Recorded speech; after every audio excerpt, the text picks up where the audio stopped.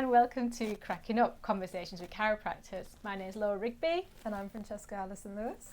And this is our first ever podcast. So today we're going to talk about male and female anatomy.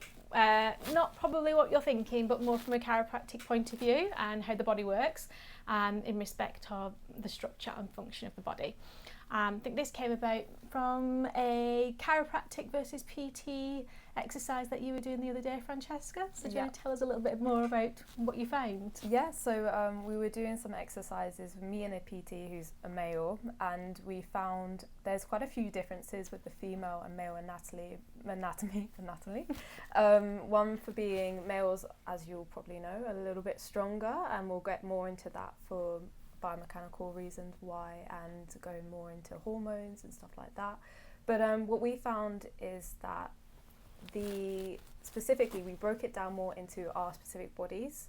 So for me, I've got a longer femur, and we'll get into the video if you've seen the video. Femur being your thigh bone. Femur, the thigh bone, the long bone, the biggest bone in the body is the thigh bone. And we broke that down into measurement, and then we went into squat, lunge, and I believe a deadlift, and then we compared them to see depth-wise, energy consumption, so how fast you're going down as well, and then in general the weight, how much we can lift. So we were going into how much we weigh and body mass and stuff like that. Okay. And so what did you find? So we found that obviously, men are a little bit stronger than females, unfortunately, but not all. And we found that with a longer femur, so I've got a short torso and a long femur. He has a long torso, short femur. Specifically for the squat depth, with a long femur, you need to go forward a bit more because the energy and the angle takes you lower down. Whereas women with shorter femurs, so that's the point, they can go straight upright. This is because there is less angle and it's harder for the hip flexors and everything to get down if you've got a longer femur. I think I can agree with that, well, from a first-hand point of view, because I'm 5'1", and when I used to go to a gym where we just did weightlifting, I was probably one of the shortest people in the gym, but I could probably lift more than a lot of my peers there. And then I found that the women that were much taller were lifting in a very different way, and even the way that their body moved through a squat range of movement was a lot different as well. Yeah. And I found it relatively easy compared to other exercises that they would find much more easy. Yeah. For example, and I think this is probably the case with a lot of women, but again, maybe some people more than others, doing a chin-up or any kind of overhead exercise for me was really, really difficult. But I understand with men, it's the other way around. They much favour like upper body exercises, and I think women generally prefer lower body exercises. Is that correct? Yeah, that's correct, and that comes more into where our centre of mass is. So men typically put more mass on their upper body in general. Women will lower down, and that will come more into pelvis function and coming into like pregnancy and stuff like that. So we're just more lower body. So a lot of the time people would joke about us doing only leg days and then men only upper body days. But it actually comes more into posture and the impact.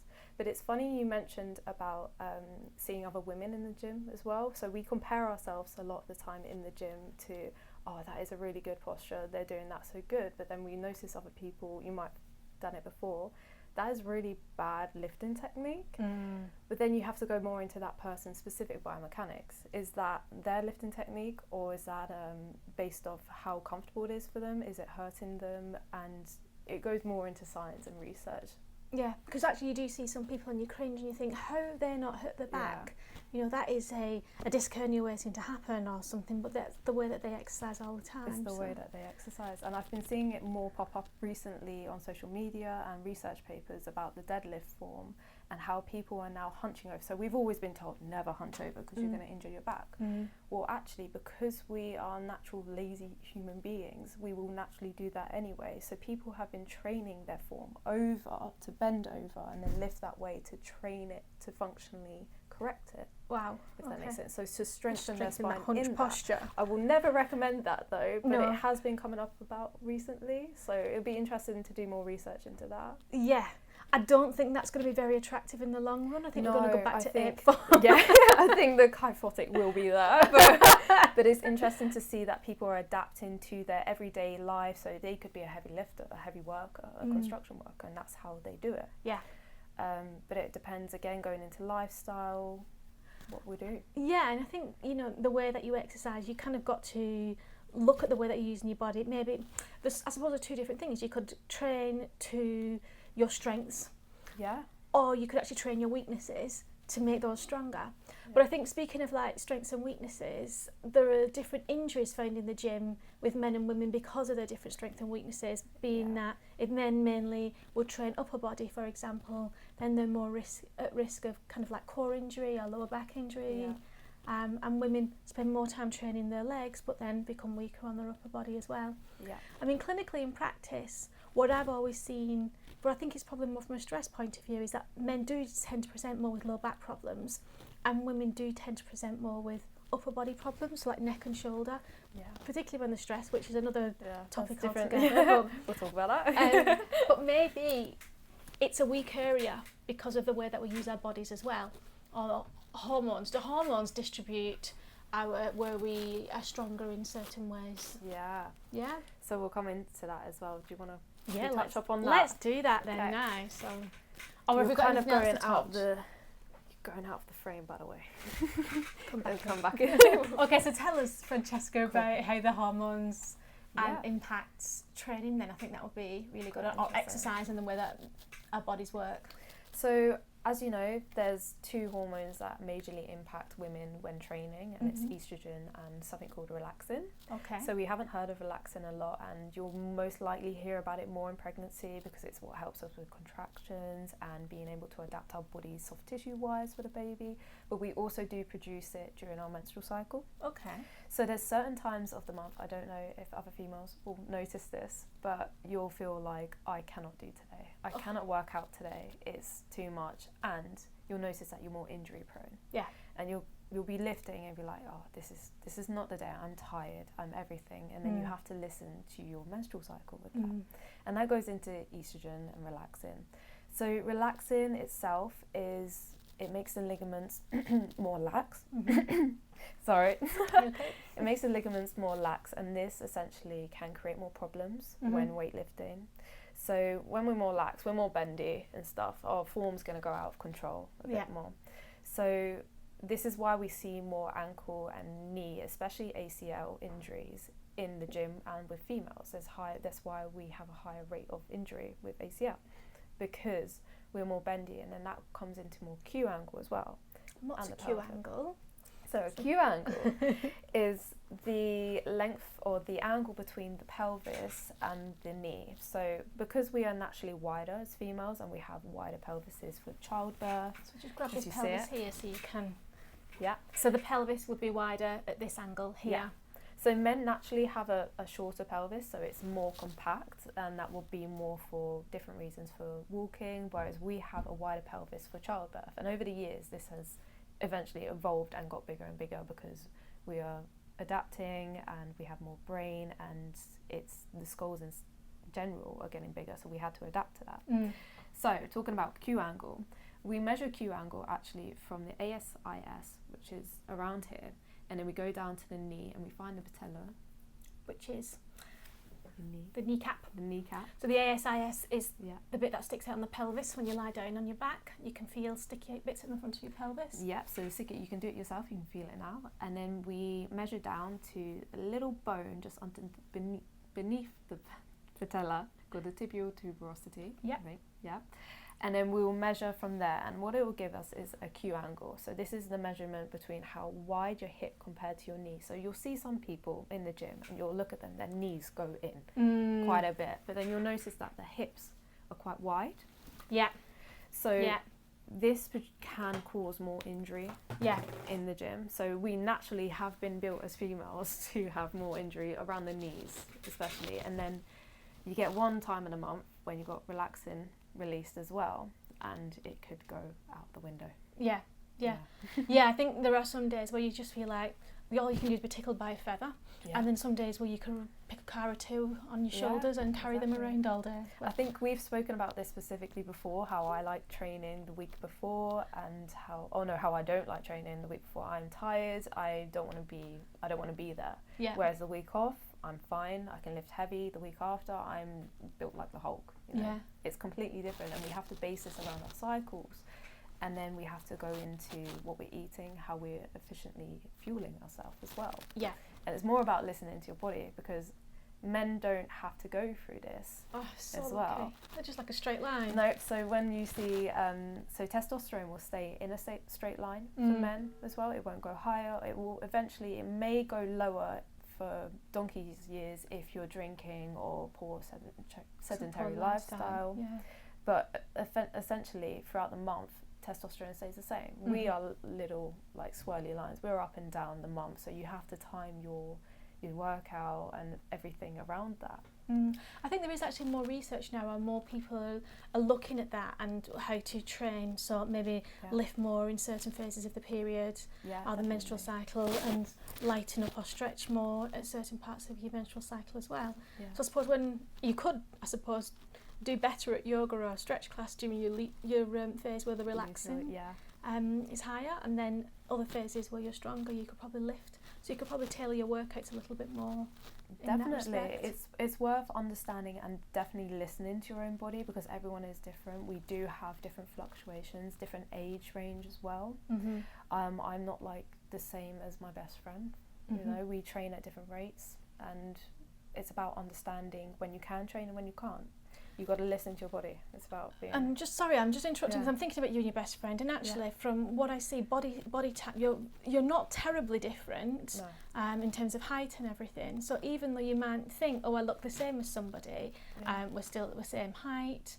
I suppose the femur length length will come into it. Your spine, your torso length will come into it. But also then the hormone levels will come into it as well. Yeah. And where you're at in your menstrual cycle as a woman, but also the levels of your hormone levels as well. So estrogen, I suppose, has got a lot to answer for in protecting the body. A lot. And it gets released at certain times in the month, higher amounts, and on those certain times it can just go really bad. So let's look at this, because I don't want to get this wrong, but I know we've got this written down here somewhere. The different phases, because I think anybody who's listening who actually has a menstrual cycle may be quite interested in the phases and how it impacts training. So you've got the early follicular phase in days 1 to 5, actually when you're menstruating. And talk to me about the impact. So we've got here in days 1 to 5, guys, the estrogen levels are low and progesterone levels are low. And how does that impact training then, Francesca? So your muscle strength and your endurance are typically lower because you've got low estrogen as well, and this may make recovery harder as well. So during this phase, this isn't for everyone, by the way, this is just majority of research how it's been laid out. Typically low estrogen, you're not going to want to work out as much as well, and that's understandable. You can take those days, you can take those weeks, but you can do lower intensity workouts, do your yoga, do your Pilates as well, but don't push yourself to the point where you feel like I cannot walk the next day. Because that will go more into how we fuel our body with vitamins and stuff, how we might need to take more one day. I suppose when estrogen's lower as well, recovery is not as good, because that helps with recovery, I'm guessing. So, exactly. And also, I'm just looking here, pain sensitivity as well, because I know, like I said, certainly days 1 and 2 for me, all I can do is be tickled by a feather, because I just feel so sensitive to everything. So the last thing that I want to do is actually then have a really bad DOMS as well, so delayed onset muscle soreness the next day after training, because I would feel that probably 10 times more. No, as well, and during this phase, because you're feeling more tired, you're more prone to injury. So it's definitely worth taking a step back, just doing your basic. I know sometimes people would be like, oh, well, I didn't do that hard PR today, or I didn't hit my goals today. That's fine, you're still working out, you're still giving movement to your body, and in fact your body will thank you for that more, and then you can go on to the next week where you'll be able to lift more, and your body will thank you for it, because it will be like, I have rested and recovered efficiently for the week I'm in my cycle. And actually, yeah, so you're going to start lifting more the following week. Yeah. You've had sufficient rest to do that as well. Exactly. And And your get your body personal hasn't been best. injured for it. So that's days probably 6 to 14 then pre-ovulation. Yeah, there, so that will be your rising in estrogen, low progesterone, and you'll have your peak muscle strength at this time Okay. as well. So That's that's when when you lift. that's when you want to lift. Okay. Okay then. So this is really good because then you can start planning your training. Also, it's interesting here that there's increased insulin sensitivity and fat metabolism, so that can enhance performance. And if you're training for weight loss, Yeah, that's a good Going time around to really work at it as well. definitely. And then lower injury due to the improved ligament stiffness. Is that, if I remember rightly, is that the effect of estrogen protecting your ligaments, so making the ligaments stiffer yeah, as the estrogen rises? Yeah. But men, I think, is it testosterone that make their ligaments stiffer as well? yeah. So testosterone in itself I think it's 20 times more. It builds muscle 20 times more, and of course it does affect our ligaments and everything. So I don't believe they have relaxin. I'm going to double check that. We'll come back. We'll come back to that. But no, because like you said, their overall muscle mass is easier to build, but their muscle soreness is less as well because the protective components of testosterone. Is that right?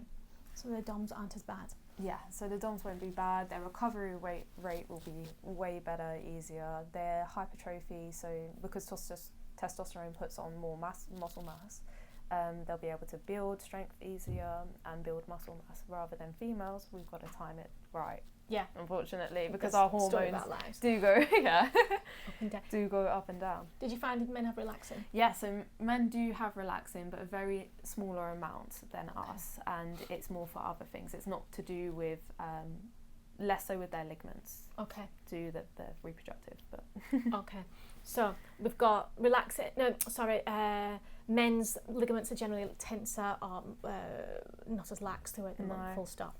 Okay. Yeah. So that's more protective in terms of training. Yeah, and then as well, if you have hypermobility, you can imagine how you're going to feel with relaxing. So Gosh. I have hypermobility myself. You can probably see my elbow here.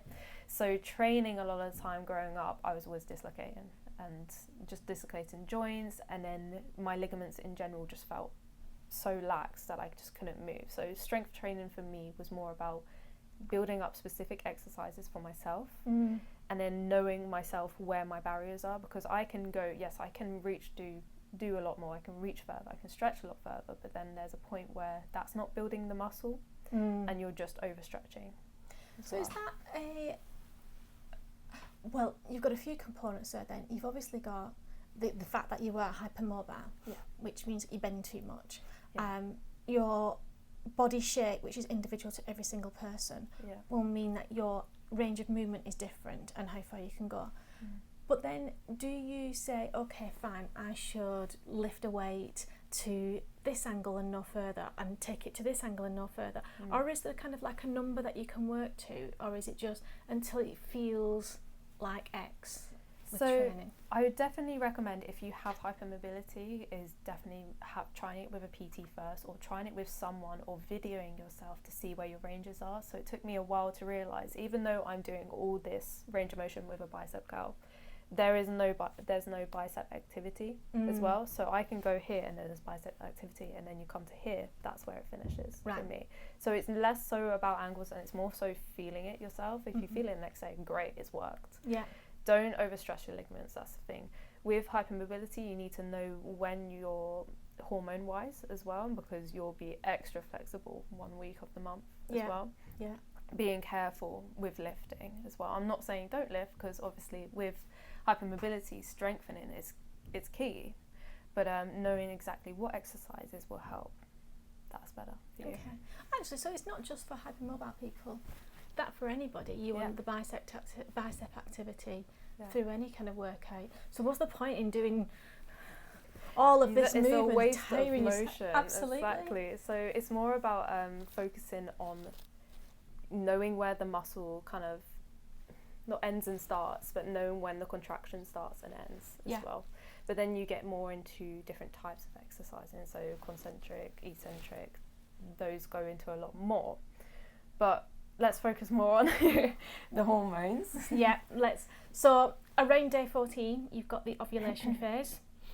So that's estrogen's peaking, progesterone starts rising, and how does that impact training then, Francesca? So your muscle power is still the same, but this is when your ligament laxity is getting a little bit higher. Okay. So you can still do your high heavy lifting, but don't go for your PRs. Okay. This is when I'd recommend your hypertrophy stage. Okay. My voice is going.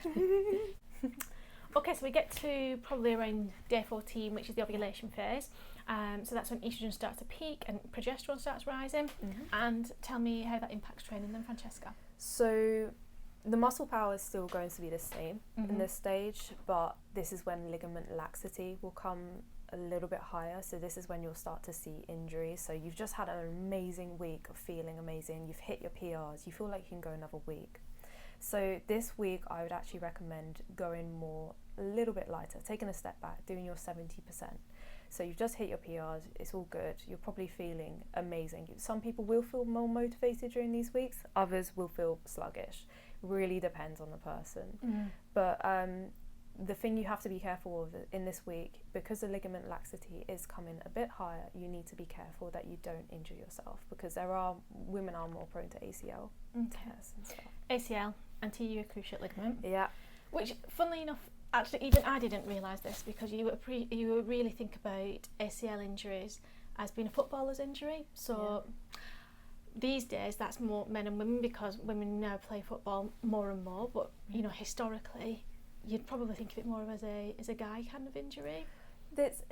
It can be a very typical thing with ACLs and the rugby players, football players and stuff. Skiing but actually, skiing as well. I've seen that more with females, so skiing. Yes. But I don't know if in your practice as well, what I've noticed is that women with maybe wider hips, I noticed that they have a lot more knees in, and then they have a lot more knee issues as well. So I have noticed that body proportion wise, that does come about. And I did actually read that actually knee replacements and hip replacements, they're higher in women versus men. So it's between 54 to 60% of females actually have knee replacements compared to men. But when you think about the age range of knee replacements and hip replacements, that's when it's menopause, and then that goes more into hormones as well, because you've got less estrogen and you need estrogen to help you with your ligaments.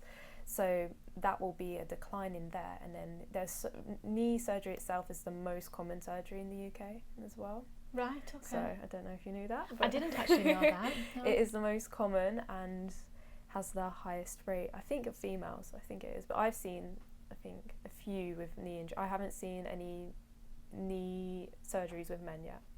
It's seldom that you see that. I think in 15 years of my clinical practice, I could probably count on one hand the amount of men that have had knee surgery versus women. But then you go towards hip surgery with men and it might be a little bit higher.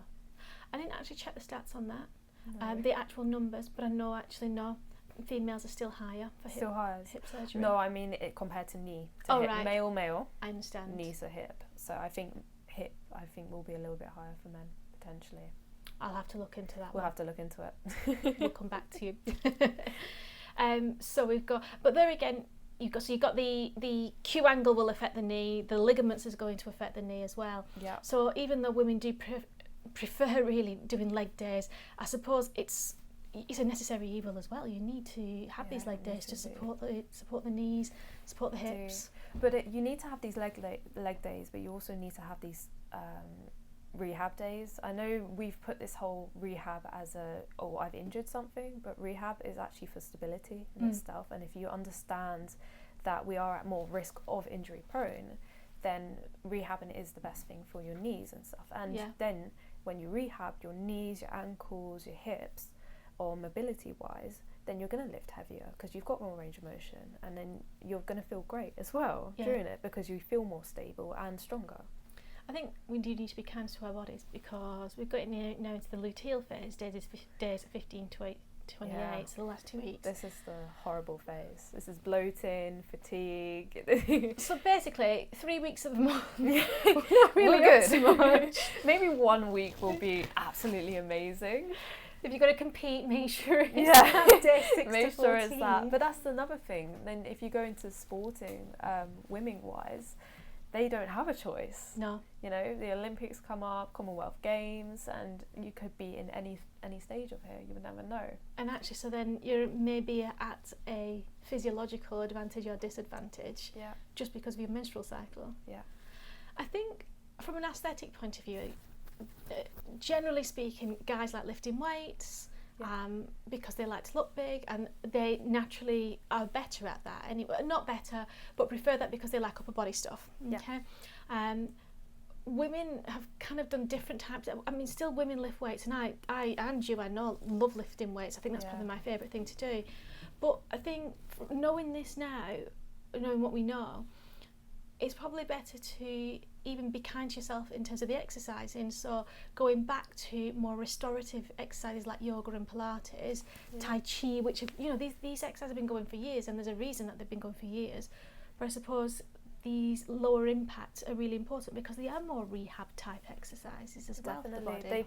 They bring you back to basics as well. I don't know if you've ever seen Body Pump or anything like that. Oh, Injury Central. It's Injury Central. I've spoken to PTs, anyone who does the classes, and when you get, bless, your old little Susie come in, doesn't know how to do a squat or anything, and then you're telling them to jump and throw weights about. It's just injury risk central. Definitely. You know? And would that be, well, I think you've got form, you've got function, you've got ego, because in a class there's a lot of ego, I think. I'm guilty of that myself. But then probably during the phase of your menstrual cycle, or if you're menopausal, then that's definitely going to have an effect again in terms of injury. Definitely. It's about stepping back, seeing what phase we're at and where our hormones lie as well, but also ensuring that we understand the basics of those exercises, because if not, then it's just going to be an injury. Again. So to round up, at our best days, we are days 6 to 14. So day 1 is the first day of your period, ladies. Okay. So day 6 to 14-ish is when you really train hard. Go for those PRs, go for those squats, those deadlifts, whatever you feel, because you'll probably feel great. And and the rest, just be kind to your body and listen to yourself. Yeah, just eat chocolate. No, not every day. Not every day.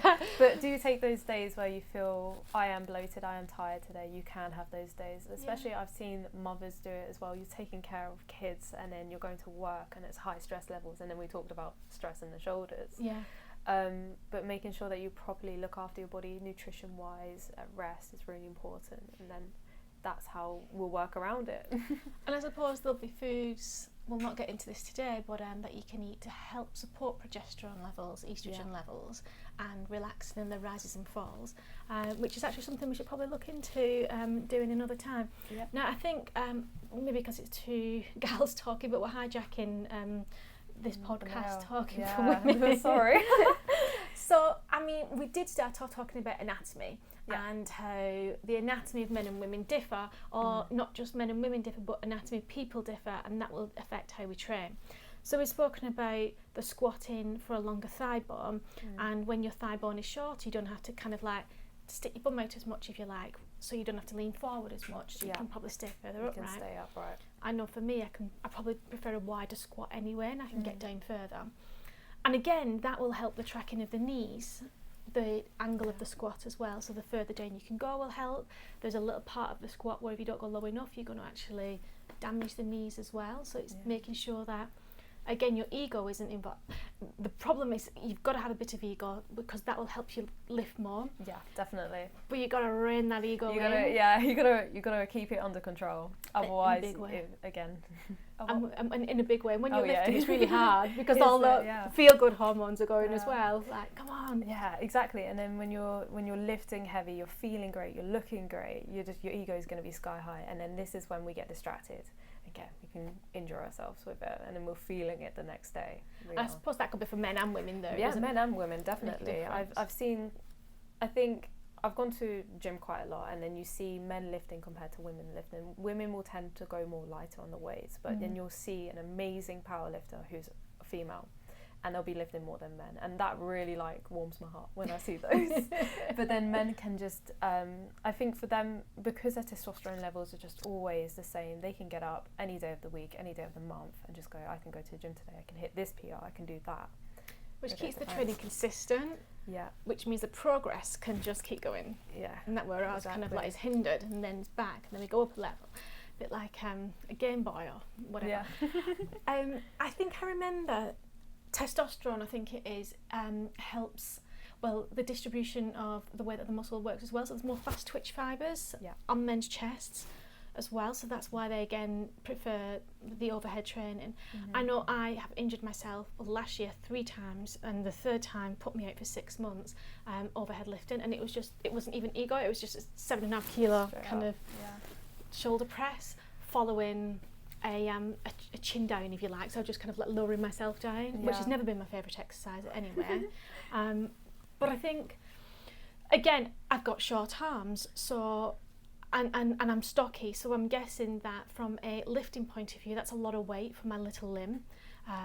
Whether that's right or wrong, but you're also defying gravity, trying to pull up and down on a chin up. How does that affect? Do you know how that affects if you've not got the same kind of muscle fibres on top as a woman? So from what I understand is men have type 2 twitch fibres, which is the fast type, and this makes them better efficient at doing high intensity training and everything like that. As specifically, I'd have to look more into anatomy, because for chin ups wise, I know that that's more bicep and back, whereas don't ask me to do a pull up this way, just don't, because for women as well, I know we struggle a lot more, but then again, you have to think we are bottom heavy, not top heavy, so a lot of the time we put on weight and muscle mass more in our lower sections than our tops. So I think so men have fast twitch fibers, so type 2, and this makes it easier for them to train wise, more in a competitive way and high intensity training. So, but the thing is with men is they train more upper body. So I don't know if you've seen it in clinic a lot of the time, but what I see is men have lower back issues.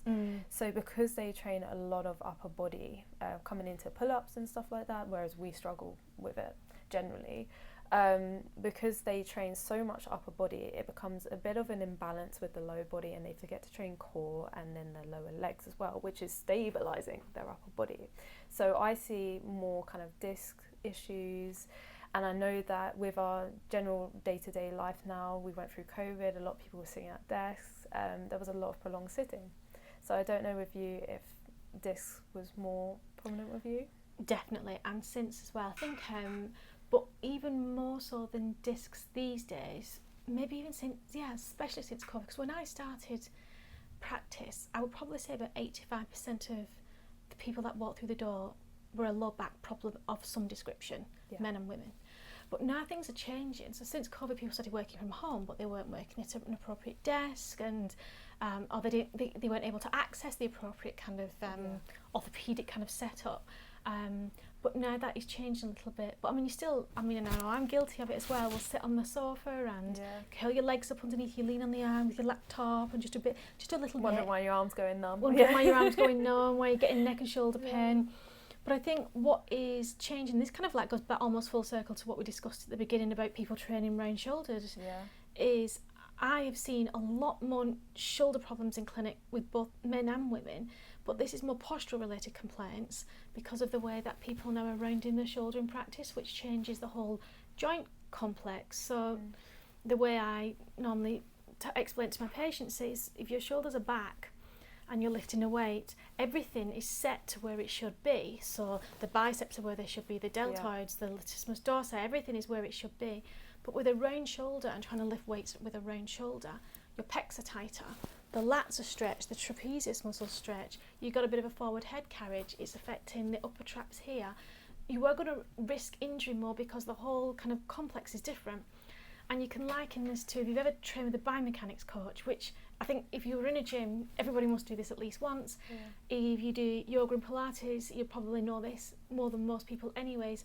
You just change the angle of an exercise ever so slightly, or you may do a bench press and take one leg off or one side of your body off, and it just changes everything. So from lifting a weight here to lifting a weight here, because that's kind of the way that we're forming our body, is going to increase injury. And then people come in and say, I've got a shoulder problem but I don't know why.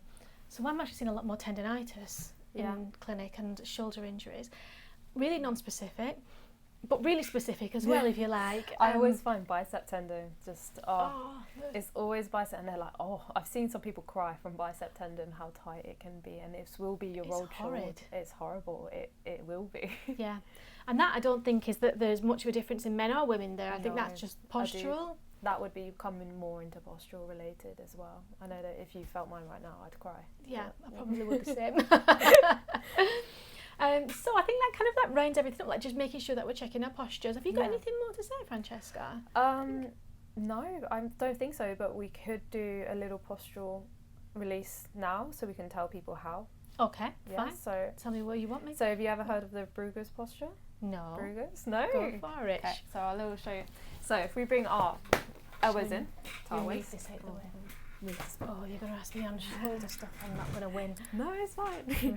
It's literally just this posture. So make sure when you're doing this that your spine is neutral in general. So I know you've got swirly chair, so you've got no arch support. Whereas let's find our neutral pelvic tilt. So if you go back and then roll forward and then find your neutral here. Great. So elbows in and then take your arms out to the side. And then as you do this, lift your chest up. So you're going to feel this stretch through your upper body, and then it's going to strengthen your upper back as well. So this is also a reset. So say you're at your desk for a few hours and you just want to, I need to stretch, or I need to make sure that my shoulders aren't going to be rounded as much. Bring in and then take out. And just hold this for 10 seconds and this will make it easier, and then your posture will change. So I can already see a difference because I've got quite tight shoulders through years of bending forward over a bench. And you've got much better shoulders than me, so your rotation is so my rotation will be a lot bigger than yours. Alright, I've got to work on that. We've got to work. We've got to get you some work done. Definitely, but I suppose as well then I'm sinking my chair down. What you can do is actually check it yourself, because I suppose the further round you are, the better shoulder movement that you have, and you know that you're definitely you've got a better shoulder complex, if you like, as well. Yeah. Okay. Awesome. So that's all good. Yeah.